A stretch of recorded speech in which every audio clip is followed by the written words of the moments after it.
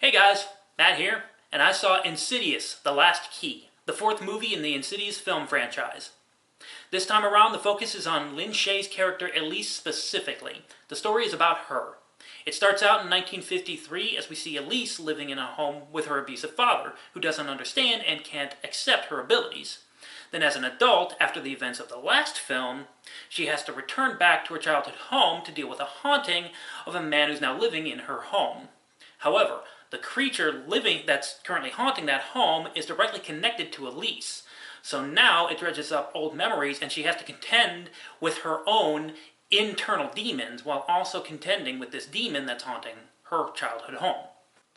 Now, I saw the first film when it was released in theaters, and I really liked it. I thought it had its intense moments, it was well written, had some good characters, and I really liked the concept behind it.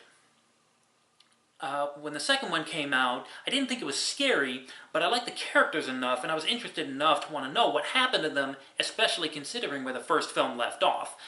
I haven't seen the third one, though, but I can surmise that it's a prequel to the first film, and The Last Key acts as a bridge between the third and the first film, connecting everything together. Now, there are some things about this film that I do like. First of all, the directing is well done.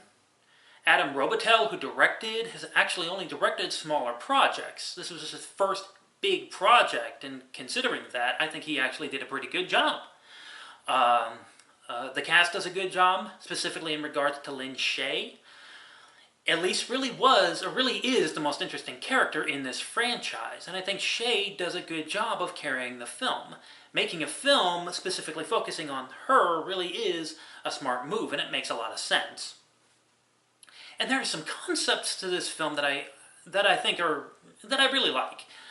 It is more metaphorical in that it's trying to say that everyone has their demons, both external and internal. And it's not just Elise. In the movie, Garza, the man who hires her, her father, her mother, her brother, everyone has their demons. Elise, of course, has more demons to contend with than anyone else, which makes a lot of sense. However, this is a horror film, and a horror film is expected to be scary, and with the exception of a few cheap jump scares, the film's just not scary. I've seen these horror elements in 1,000 other movies. It's incredibly cliched. The film's written by Leigh Whannell, who wrote the first 3 Insidious films and the first 3 Saw films. He's a talented writer, and I know he can do some good stuff, but the writing here just comes off as lazy. Especially the humor. Most of the humor comes from the 2 assistants, one of them whom is played by Whannell, and it's mostly 2 guys acting like idiots or 2 guys acting like total creeps. I think I laughed once at the jokes in this movie. And then there's the ending. Now, I understand what they were going for, and like I said, there are some concepts here that actually work. But I feel like it was rushed.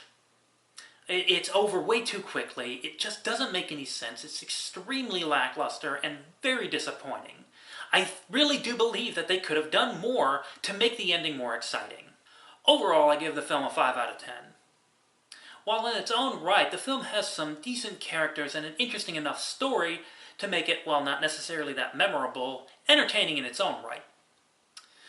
The film, unfortunately, is bogged down by the fact that as a horror film, it really lacks any true scares, the jokes aren't really that laughable, and it has a fairly disappointing ending.